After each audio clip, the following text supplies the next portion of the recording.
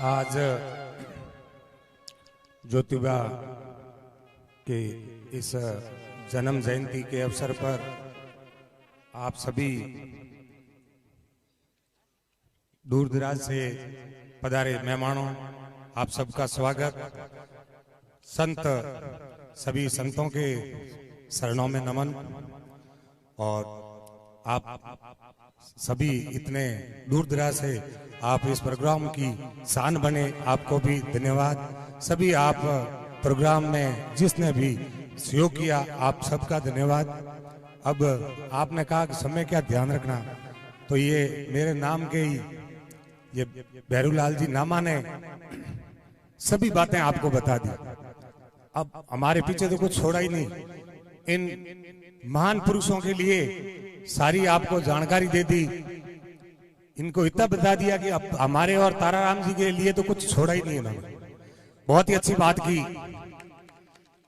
आज अपना यहाँ ये प्रोग्राम रखने का उद्देश्य यही है जो आपने लामा साहब ने आपको बताया कि इन संत ये महापुरुष हुए थे, ज्योतिबा, सावित्री देवी और बाबा भीमराव जी अम्बेडकर साहब।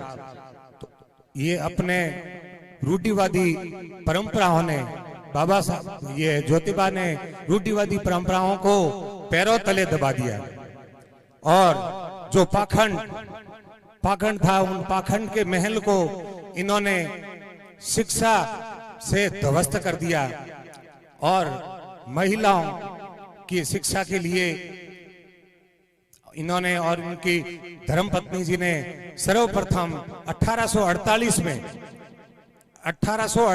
में छात्र बच्चियों के लिए इन्होंने पहला विद्यालय खोला। कितनी बड़ी बात है। बहुत ही इन महान पुरुषों से अपन को शिक्षा लेनी चाहिए, इन्होंने इनके रास्ते पे चलना चाहिए। आज ये प्रोग्राम रखने का उद्देश्य एक ही है कि इन महान पुरुषों के बताए रास्ते पर अपन को चलना है। यही अपना मेन उद्देश्य है।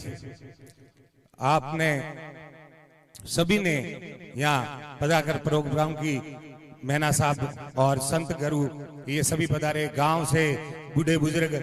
मैं आज देख रहा हूँ इतने लंबे टाइम तक कभी नहीं बैठते आप कोई प्रोग्राम है, लेकिन आपने वास्तव में आज बहुत ही अच्छी ये दिल मतलब जिज्ञासा है कि ये जो अपने ये मैं एक इन जो सिंगर आए हैं, ये गुजरात से भी आए हैं और साचौर से भी आए हैं। देखो गीत किसी दूसरे के तो गाते हैं, ब्याह के गाते हैं या भजन भी कर लेते हैं, लेकिन साधु संतों के लिए जो भजनों से इन्होंने अपन को ये जोड़ के रखा है, इनके लिए जोरदार ताली होनी चाहिए। बहुत ही अच्छा अपन इन महान पुरुषों के लिए ये भजनों के माध्यम से अपन को ज्ञान दे रहे हैं। बहुत ही अच्छी बात है।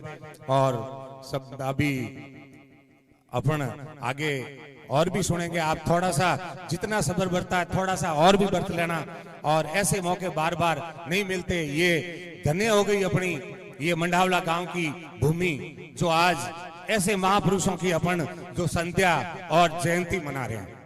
ये मंडावला गांव आपको आने वाले बाहर वाले मेहमानों से विशेष कर कहना चाहूंगा, ये मंडावला गांव कोई छोटा नहीं था। ये ग्राम पंचायत हुआ करती थी। सर्वप्रथम यहाँ वोट जब हुए, जब पहले राजा से राज थे और सर्वप्रथम वोट हुए, तो यहाँ आप बूढ़े बुजुर्गों से पूछना। मुझे तो मेरे दादाजी ने बताया, लेकिन ये बूढ़े बुजुर्ग बेटे इनको पता है कि यहाँ हाथ खड़े करके पहली बार वोट यहाँ मंडावला में हुए थे और ग्राम पंचायत का नाम मंडावला था। लेकिन अपना कुछ भी माने, दुर्भाग्य माने कि उसके बाद में पंचायत अपनी पायला चली गई।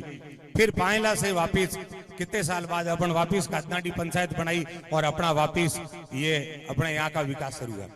अब जो भी है, लेकिन आज मैं ये प्रोग्राम देके और इन महान पुरुषों की जो ये जयंती बना रहे हैं, ये देख के मैं वास्तव में गदगद हो गया।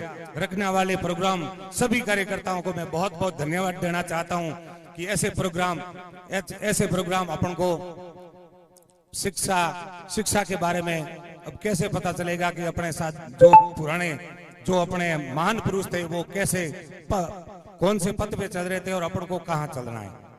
शिक्षा, अभी गुरुजी ने कहा था, शिक्षा वो शेरनी का दूध है जो पिएगा वही दौड़ेगा।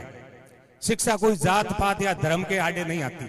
आपको पता है डॉक्टर अब्दुल कलाम किस धर्म से, अम्बेडकर जी किस जाति से हैं, फूले ये अपने ये संत किस जाति से हैं। तो इसलिए शिक्षा में कोई जाति या धर्म आड़े नहीं आती।